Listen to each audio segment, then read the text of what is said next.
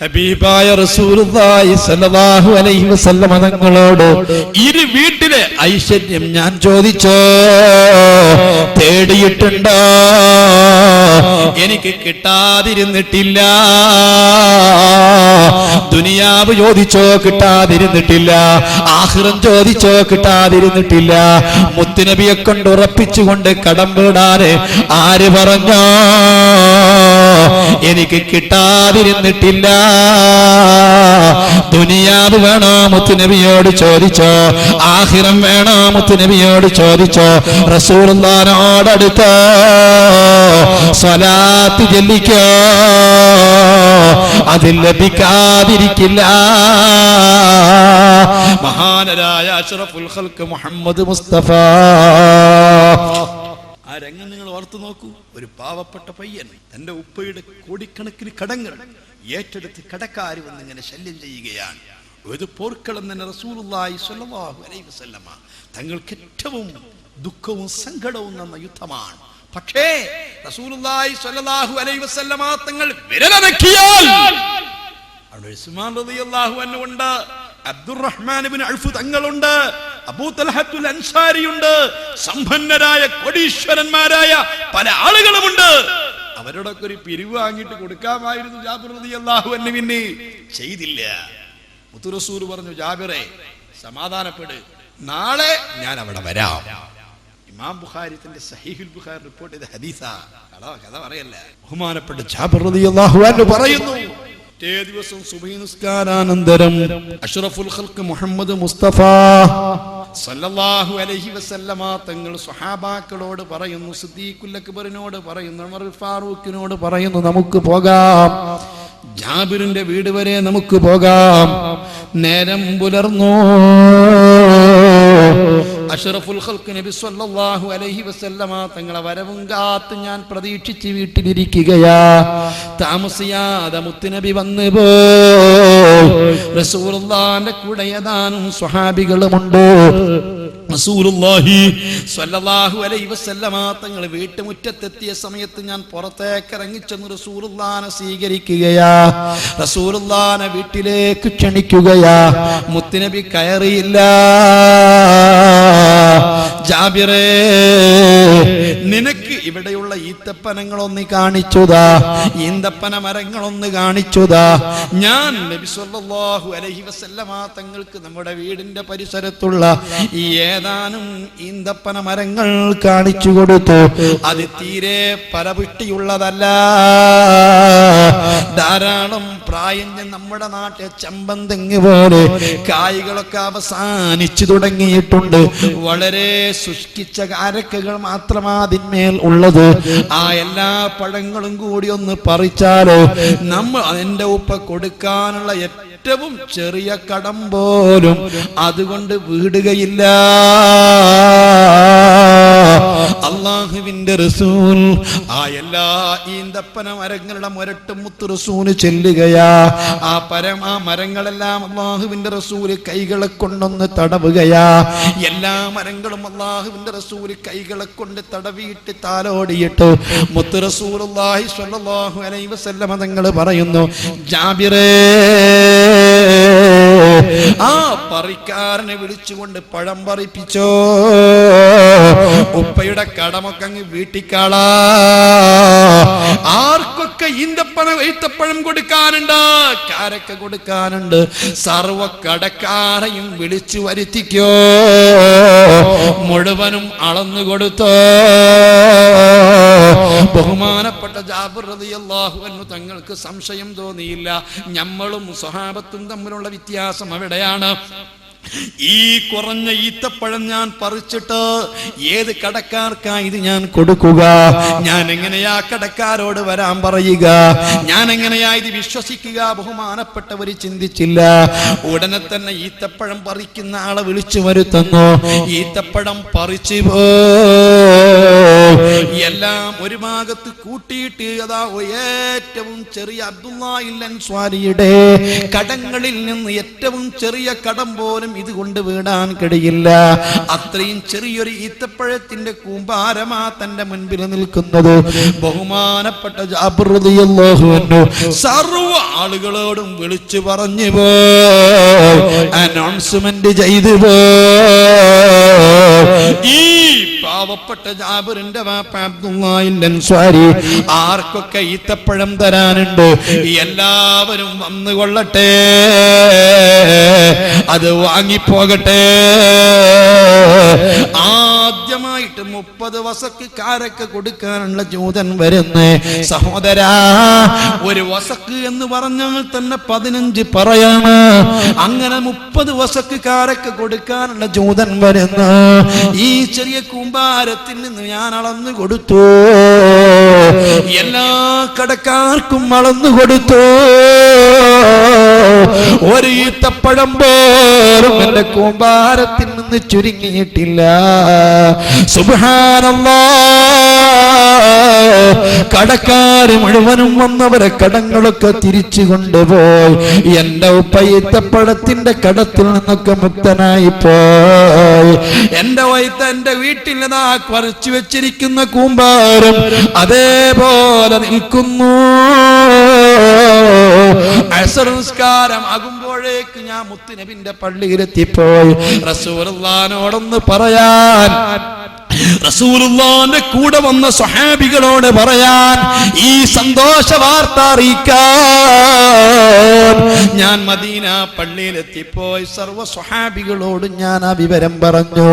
എന്റെ സന്തോഷത്തിന് അതിരുണ്ടായിരുന്നില്ല. ആ സമയത്ത് മഹാനായ സയ്യിദുനാ ഉമർ ഇബ്നുൽ ഖത്താബ് അന്ന് അസ്ർ നിസ്കാരത്തിന് പള്ളിയിലില്ല. പിറ്റേ ദിവസം സുബഹി നിസ്കാരം കഴിഞ്ഞ് ഞാൻ ചെന്നു ഉമറുൽ ഫാറൂഖ് റളിയല്ലാഹു അൻഹുവിന്റെ വീട്ടിലേക്ക്. എന്തിനാണ് ഞാൻ ഉമറുൽ ഫാറൂഖിന്റെ വീട്ടിലേക്ക് ചെല്ലുന്നത്? ഈ വിവരമൊന്ന് പറയാം. എന്റെ പ്രിയപ്പെട്ട ഉപ്പായുടെ കടങ്ങളെല്ലാം വീടിക്കഴിഞ്ഞു. അല്ലാഹുവിന്റെ റസൂലിന്റെ ബറക്കത്ത് കൊണ്ട് ഈന്തപ്പഴത്തിലെ ബറക്കത്ത് കിട്ടിപ്പോയി. ആ വിവരമൊന്ന് പറയാം. ഉമറുൽ ഫാറൂഖിന്റെ വീട്ടിലെത്തിയ സമയത്ത് മഹാനായ സയ്യിദുനാ ഉമറുൽ ഫാറൂഖ് റളിയല്ലാഹു തആല അൻഹു തങ്ങൾ എന്നോട് ചോദിക്കുന്നു, ജാബിറേ, ഇത് പറയാനാണോ നീ ഇങ്ങോട്ട് വന്നത്? ഇതറിയിക്കാനാണോ നീ ഇങ്ങോട്ട് വന്നത്? വേണ്ട വേണ്ട, വല്ലാഹി അല്ലാഹുവാണ് സത്യം ജാബിറേ. ഹബീബായ മുഹമ്മദ് മുസ്തഫ സല്ലല്ലാഹു അലൈഹി വസല്ലമ തങ്ങൾ നിന്റെ ഈന്തപ്പനത്തോട്ടത്തിൽ വന്നിട്ട് ഉണങ്ങിച്ചുങ്ങിയ ആ പ്രായം ചെന്ന ഈന്തപ്പനകളില് അല്ലാഹുവിന്റെ റസൂല് തൊട്ടതോടുകൂടി ഞാൻ ഉറപ്പിച്ചിട്ടുണ്ട്, എനിക്കുറപ്പ് വന്നു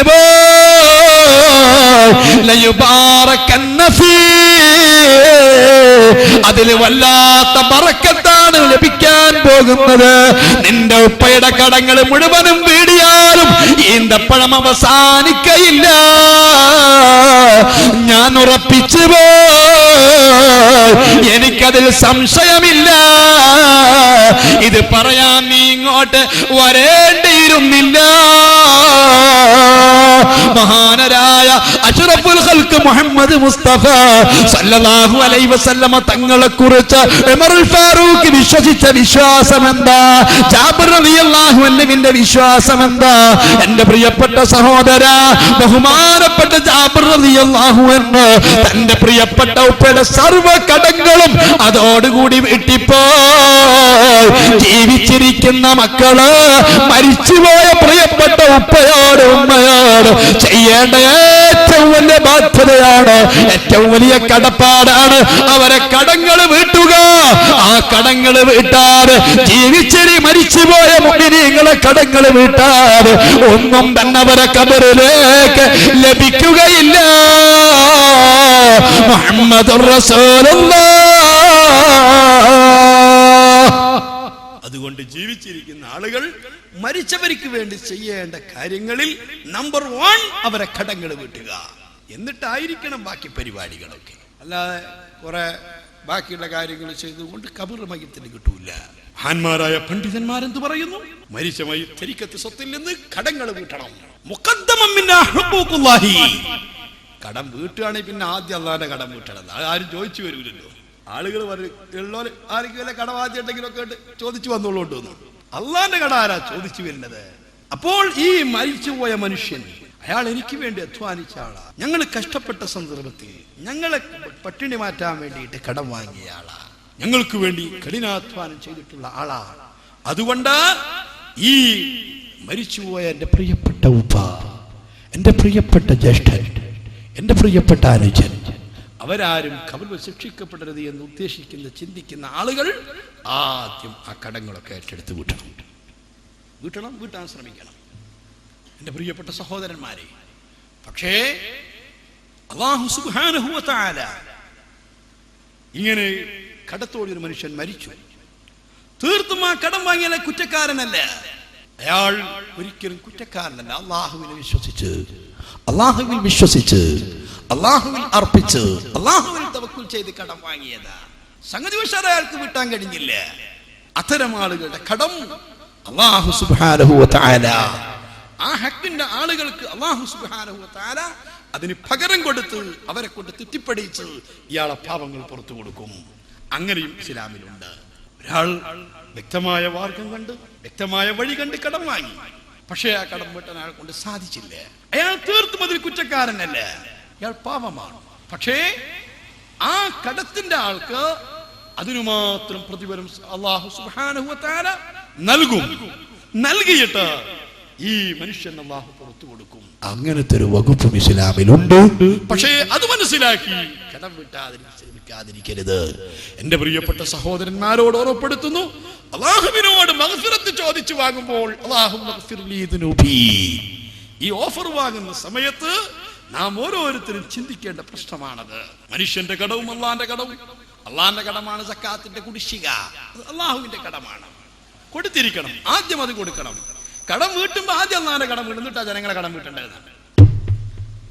ഉദാഹരണത്തിന് അള്ളാഹുവിന്റെ കടമാണ് സക്കാത്ത്. എത്രയോ കാലത്ത് സക്കാത്ത് കൊടുത്തിട്ടില്ല, കുടിശ്ശികയായിട്ട് നിലനിൽക്കുകയാണ്. പ്രായപൂർത്തി അത്യാവശ്യം കൊടുത്തു നോക്കിയിട്ടില്ല, തന്നതും കൊടുത്തില്ല, ഭാര്യൻ്റെതും കൊടുത്തില്ല, മക്കളതും കൊടുത്തിട്ടില്ല. കൊടുക്കാൻ സാധിക്കുമായിരുന്നു, കൊടുത്തിട്ടില്ല, കുടിശ്ശികയായി നിലനിൽക്കുകയാണ്. തീർത്തും അത് വീട്ടിയിരിക്കണം, അല്ലെങ്കിൽ മയ്യത്തിന്റെ ഖബർ ഒരു ഗുണവും കിട്ടില്ല. മുഹമ്മദുർ റസൂലുള്ളാഹി ദിക്റിയല്ലി ഖുർആൻ ഓതി അടിയന്തരം കഴിച്ചിട്ട് കാര്യമുണ്ടോ? ചെയ്യേണ്ടത് ചെയ്യാതെ ഒരുപാട് കാലത്ത് നോമ്പ് നോക്കാത്തതുണ്ട്, പ്രായപൂർത്തി എത്തിയതിനു ശേഷം നോമ്പ് നോക്കാത്തതുണ്ട്. നോമ്പനുഷ്ഠിച്ചിട്ടുണ്ടായിരുന്നു. നമ്മളെ പോലെ തന്നെ നമ്മളൊക്കെ പലപ്പോഴും നോമ്പ് നോക്കാൻ തുടങ്ങി 10-40 വയസ്സാകുമ്പോഴല്ലേ. അതുവരെയൊക്കെ ഇങ്ങനെ അടിച്ചു പൊളിയായിട്ട് നടക്കും. 40 വയസ്സ് താടിയൊക്കെ ഇങ്ങനെ ധരിച്ച് അത്യാവശ്യം ഇനി പഴയ പോലത്തെ മസിലൊന്നും പവറില്ല, മസിൽ പവറൊക്കെ കുറഞ്ഞു പോയിട്ടുണ്ട്. ഇപ്പോ വേണ്ടത്ര ഒരു ദമ്മ് കിട്ടുന്നില്ല. അപ്പൊ ഇനിയൊന്ന് നന്നാവായെന്നുണ്ട്. പക്ഷേ മനുഷ്യൻ ചിന്തിക്കുന്നില്ല. ആരോഗ്യമുള്ള സമയത്ത് ധാരാളം സൽക്കർമ്മങ്ങൾ പ്രവർത്തിച്ചു, പക്ഷേ അനാരോഗ്യം കൊണ്ട് ചെയ്യാൻ കഴിഞ്ഞില്ല. അവര് ഭാഗ്യവാന്മാരാ. എത്ര ഭാഗ്യമുള്ള ആളാ. നല്ല നിരക്ക് സൽക്കർമ്മങ്ങളൊക്കെ കൃത്യമായ റമദാൻ മാസം വന്ന നോമ്പ് നോറ്റ് ദിക്റ് ചൊല്ലി സ്വലാത്ത് ചൊല്ലി ഖുർആൻ ഓതി തറാവീഹ് നിസ്കരിച്ച് വിത്ർ നിസ്കരിച്ച് ഖിയാമുൽ ലൈലൊക്കെ പങ്കെടുത്ത് ജീവിതം സൽക്കർമ്മങ്ങളെ കൊണ്ട് ധന്യമാക്കിയ ഒരു ചെറുപ്പക്കാരൻ, അയാൾക്ക് പെട്ടെന്ന് അസുഖം വന്നു, അയാൾക്ക് പ്രായമായി. അയാളെ പോലത്തെ ഭാഗ്യവാൻ ആരാ? 58 വയസ്സ് വരെ ഗവൺമെന്റ് ജോലി ചെയ്തു, പിന്നെ റിട്ടയർഡ് ആയാൽ പെൻഷൻ കിട്ടൂലേ? തീർച്ചയായിട്ടും കിട്ടും. പക്ഷെ പെൻഷൻ കിട്ടുമ്പോൾ പൂർണ്ണമായിട്ട് കിട്ടൂല. അതിന്റെ ശമ്പളത്തിന്റെ ശതമാനം അനുസരിച്ചാണ് കിട്ടുന്നത്, നിശ്ചിത ശതമാനം അനുസരിച്ച്. അല്ലാഹു തആല പെൻഷൻ തരുമ്പോ കൃത്യമായിട്ട് തരും. ആരോഗ്യമുള്ള സമയത്ത് ജോലി ചെയ്ത ആൾക്ക് അള്ളാഹ് പെൻഷൻ കൊടുക്കുന്നു. ഇമാം ബുഖാരി റിപ്പോർട്ട് ഹദീസിലുണ്ട്. അഷ്റഫുൽ ഖൽഖ് മുഹമ്മദ് മുസ്തഫ ഒരാൾക്ക് രോഗം കൊണ്ട്, അനാരോഗ്യം കൊണ്ട്, പ്രായം ചെന്നതുകൊണ്ട് നേരത്തെ ചെയ്തുകൊണ്ടിരുന്ന സൽക്കർമ്മങ്ങൾ ചെയ്യാൻ കഴിഞ്ഞില്ല. നേരത്തെ റമദാനായാൽ അയാൾ തറാവീഹ് കൃത്യം നിസ്കരിക്കുന്ന ആളാ, നോമ്പെടുക്കുന്ന ആളാ, എത്രയോ പരിശുദ്ധ ഖുർആൻ ഖത്മ തീർക്കുന്ന ആളാ. പക്ഷേ ഇപ്പോൾ പ്രായാധിക്യം കൊണ്ട് അയാൾക്ക് ചെയ്യാൻ പറ്റുന്നില്ല. ഇപ്പൊ പള്ളിയിൽ എത്തിക്കാതിരിക്കാൻ പറ്റുന്നില്ല, ഇപ്പൊ ഖിയാമുൽ ലൈലിൽ അയാൾക്ക് പങ്കെടുക്കാൻ പറ്റുന്നില്ല. എന്റെ പ്രിയപ്പെട്ട സഹോദര, അയാളെ പോലത്തെ ഭാഗ്യവാൻ പിന്നെ ആരാ? അയാൾ പെൻഷൻ വാങ്ങിക്കൊണ്ടിരിക്കല്ലോ. അപ്പൊ അയാൾ കുറെ കാലം ഇങ്ങനെ ചെയ്യാൻ പറ്റാതെ ഇങ്ങനെ ജീവിച്ചാൽ അയാൾക്ക് ഖൈറാണ്. അതിനെന്ത് വേണം? ആയുഷ്കാലത്ത് ആരോഗ്യമുള്ള സമയത്ത് ചെയ്തിരിക്കണം. ആരോഗ്യമുള്ള സമയത്ത് ആ വൈക്കൊന്നും നോക്കിയില്ല, അവന് സുഖമില്ലാതായപ്പോൾ അതൊക്കെ ചിന്തിച്ചതേ. അവനെപ്പോലെ പരാജയപ്പെട്ടവനുമില്ല, അവനെപ്പോലെ ദുഷ്ടവനുമില്ല, പരാജയപ്പെട്ടവരും. അള്ളാഹുത്തെ നമുക്ക് രക്ഷപ്പെടുത്തുമാറാവട്ടെ. എൻ്റെ പ്രിയപ്പെട്ട സഹോദരന്മാരെ, ഞാൻ എൻ്റെ വിഷയത്തിലേക്ക് വരികയാണ്. അത് ഒറ്റ ഇതും കൂടി ഏച്ചൂട്ടി എൻ്റെ പ്രസംഗം ചെയ്യാൻ പോകാൻ. അതുകൊണ്ട് ആരോഗ്യമുള്ള സമയത്ത്, പ്രായപൂർത്തി എത്തിയ സമയത്ത് ഒരാൾ നോമ്പ് നോറ്റില്ല. 15-ാമത്തെ വയസ്സിൽ ഇപ്പൊ തീരും. 15-ാമത്തെ വയസ്സിൽ ഒരാൾ നോമ്പ് നോറ്റില്ല. ആദ്യത്തെ ഇപ്പൊ നമ്മൾ തുടങ്ങിയല്ലേ, നോമ്പ് നോറ്റില്ല. അക്കൊല്ലത്തെ പോയി, അടുത്ത കൊല്ലം നോക്കാന്ന് വെച്ചു. ആ 15-ാമത്തെ വയസ്സിൽ ഒരാൾക്ക് 30 നോമ്പ് പോയി, അല്ലെ 29 നോമ്പ് പോയി. ആ നോമ്പ്, ഒരു നോമ്പ്, ഒരു റമദാൻ അങ്ങോട്ട് കഴിഞ്ഞാൽ അതിന്റെ കൂടെ ഒരു സാമ്പത്തിക ബാധ്യത വരുന്നുണ്ട്. ചിന്തിക്കാത്തൊരു സാമ്പത്തിക ബാധ്യത. ഒരു നോമ്പ് ഒരാൾക്ക് ഒഴിഞ്ഞു പോയി, മെൻസസ് പീരിയഡിൽ നോമ്പ് ഒഴിഞ്ഞു പോയി, അല്ലെങ്കിൽ പ്രസവത്തിന് സമയത്ത് നോമ്പ് ഒഴിഞ്ഞു പോയി, അല്ലെങ്കിൽ അസുഖം കൊണ്ട് നോമ്പ് ഒഴിഞ്ഞു പോയി, അല്ലെങ്കിൽ ഒരു കുഴപ്പമില്ലാണ്ട് നോമ്പ് ഒഴിഞ്ഞു പോയി. വെറുതെ അങ്ങനെ ഒഴിഞ്ഞു പോയതാണ്, അങ്ങനെ പോയി. എന്നാൽ അടുത്ത റമദാൻ ആകുന്നതിന് മുമ്പ് അത് ഖളാ വിട്ടണം. എന്റെ റോൾ അതാണ്. അടുത്ത റമദാൻ ആകുന്നതിന് മുമ്പ് ഖളാ വിട്ടണം. വീട്ടിലെങ്കിലോ ആ റമദാൻ അങ്ങ് കഴിഞ്ഞാൽ, നെക്സ്റ്റ് അടുത്ത റമദാൻ അങ്ങ് കഴിഞ്ഞാൽ പിന്നീട് ഈ നോമ്പ് ഖളാ വീട്ടിയാൽ മാത്രം പോരാ, അതിന്റെ കൂടെ ഒരു സാമ്പത്തിക ബാധ്യതയും കൂടിയുണ്ട്, ഒരു ഇൻട്രസ്റ്റ്. എന്താണത്?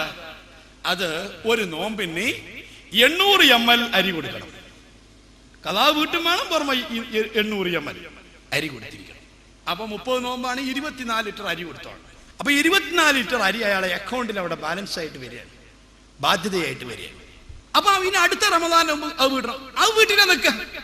ഇപ്പോ പിറ്റത്തെ റമദാന്റെ നോറ്റ് വെച്ച ആദ്യത്തെ റമദാൻ ഖളാ വീട്ടിയിട്ടില്ല. ഒരു റമദാനും കൂടി കഴിയുമ്പം 24, 48. വീണ്ടും ഒരു റമദാനും കൂടി കഴിയുമ്പം 24 വീണ്ടും പ്ലസ് 62. ഒരു റമദാനും കൂടി കഴിയുമ്പോൾ പ്ലസ് 24 കൂട്ടിക്കോ. ഇയാളൊരു 10 കൊല്ലം ജീവിച്ച എത്ര അരി ഇയാൾ കൊടുക്കണം? എത്ര അരി കൊടുക്കണം? അത് ഉസ്താദേ, അത് സുന്നത്താ? സുന്നത്തല്ല, നിർബന്ധമായ ബാധ്യതയാണ്, അള്ളാന്റെ കടാണ്. കൊടുത്തില്ലെങ്കിലും അങ്ങനെ കൊടുക്കണമെന്നില്ല ഉസ്താദ്. എന്താ വരാൻ പോണ്? ഒന്നും വരാൻ പോകുന്നില്ല. ആ മനുഷ്യൻ ജീവിതകാലത്ത് ചെയ്ത ഒരു സൽക്കർമ്മവും, അയാൾക്ക് വേണ്ടി ജീവിച്ചിരിക്കുന്നവർ ചെയ്ത ഒരു സൽക്കർമ്മം അയാളെ ഖബറിലേക്ക് കിട്ടുകയില്ല. അഷ്റഫുൽ ഖൽഖ് മുഹമ്മദ് മുസ്തഫ.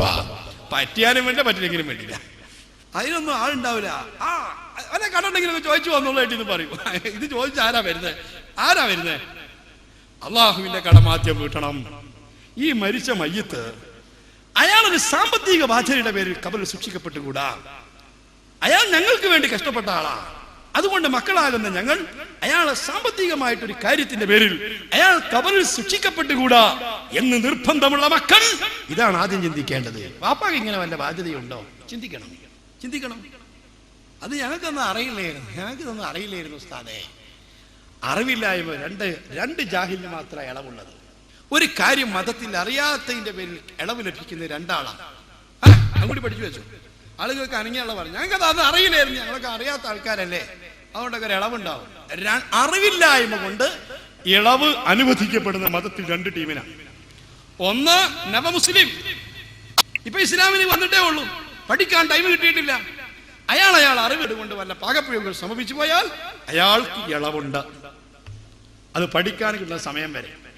12 മണിക്ക് ഇസ്ലാമിലേക്ക് വന്ന ആളാ, കെലിമ ചൊല്ലി ഇസ്ലാമിൽ വന്ന ആളാ, 12:30 വാക്ക് കൊടുത്ത് നിസ്കരിക്കണ്ടേ? അറിയില്ല, അയാൾക്ക് ഇളവുണ്ട്. അറിവില്ലായ്മ കൊണ്ട് അറിവില്ല. നാളത്തെ 12 മണി കഴിഞ്ഞിട്ടോ, പിന്നെ ഇളവില്ല. അത് പഠിക്കണ്ടേ? ഇങ്ങനെ പഠിക്കാൻ സമയം കിട്ടുന്നതിന് മുമ്പുള്ള നവമുസ്ലിം അയാൾ അറിവില്ലായ്മ കൊണ്ട് ചെയ്തു പോകുന്ന പാകപ്പിഴവുകൾക്ക് ചെറിയൊരു ഇളവ് ലഭിക്കും. മുഹമ്മദ് റസൂലുള്ളാഹി. ഉറങ്ങിയത് മനസ്സിലാവും, കിടന്നുറങ്ങിയ ആൾക്കാർ ഉറങ്ങിയ. രണ്ടാമത്തെ ഒരു ഇളവ്, ഉറങ്ങാതെ നോക്കുക ആരാണ്. രണ്ടാമത്തെ ഇളവ് നമ്മുടെ നാട്ടിലൊക്കെ പറയും മസാഫത്തുൽ അദ്വ. മസാഫത്തുൽ അദ്വ എന്ന് പറഞ്ഞാൽ ഒരാൾ കാലത്ത് അവന്റെ വീട്ടിൽ നിന്ന് പുറപ്പെട്ടിട്ട് വിളക്ക് കത്തിക്കുന്ന സമയമാകുമ്പോഴേക്ക് തിരിച്ചു വരാൻ പറ്റുന്ന ദൂരം, ഈ ദൂരത്തിനാണെന്ന് പറയാ മസാഫത്തുൽ അദ്വ.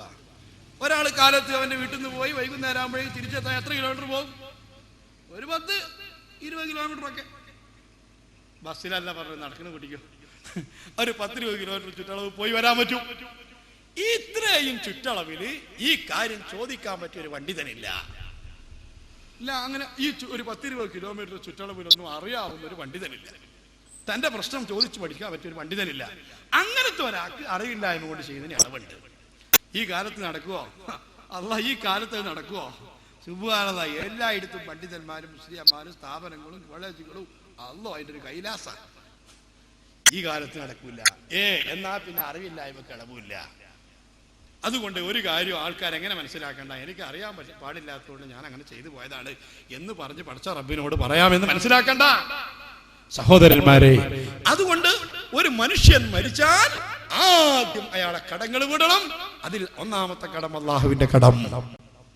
കടത്തോടുകൂടി ഒരു മയ്യത്ത് ഖബറിൽ വെക്കരുത്. അത് മറ്റൊരാളെ ഏറ്റെടുത്തിരിക്കണം. ഈ മരിച്ച മനുഷ്യന് വല്ലതും ലഭിക്കണമെന്ന് ഉദ്ദേശിച്ചുകൊണ്ട് നിസ്കരിക്കുകയോ ആ മരിച്ച മനുഷ്യന് വേണ്ടി ഖുർആൻ ഓതുകയോ ധർമ്മം കൊടുക്കുകയോ ചെയ്യുന്ന ആളുകളൊക്കെ ആദ്യം ചെയ്യേണ്ടത്, സാധിക്കുന്നവർ ആ കടബാധ്യത ഏറ്റെടുത്ത് കിട്ടാൻ ശ്രമിക്കണം. അത് കഴിഞ്ഞിട്ട് ബാക്കി പരിപാടി. ഇപ്പൊ അങ്ങനല്ല. മരിച്ചാൽ നമ്മളൊരു അടിയന്തരം കഴിക്കാൻ മോശമല്ലേ? അതിനിപ്പോ നമ്മളോട് പറ്റിയ പോലത്തെ നമ്മളെ കുടുംബാചരിച്ചിൽ അടിയന്തരം. അതുകൊണ്ട് എന്ത് കാര്യം? അടിയന്തരം കഴിക്കണം, പക്ഷെ അതിന് ചെയ്യണം.